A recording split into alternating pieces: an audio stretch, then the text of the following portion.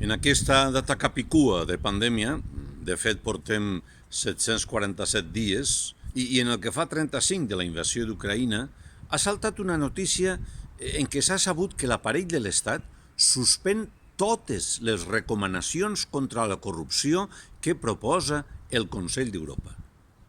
Quanta veritat hi ha en la necessitat de falcar la nostra democràcia?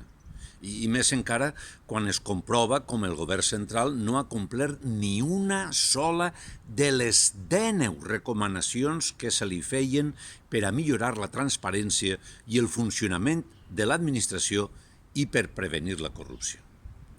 L'informe apunta especialment a la policia i considera que el seu progrés cap a una estructura ètica és decebedor. Allà s'observa com no hi ha millora en el cas de la Policia Nacional, doncs ja està clar, més escoles i menys policia.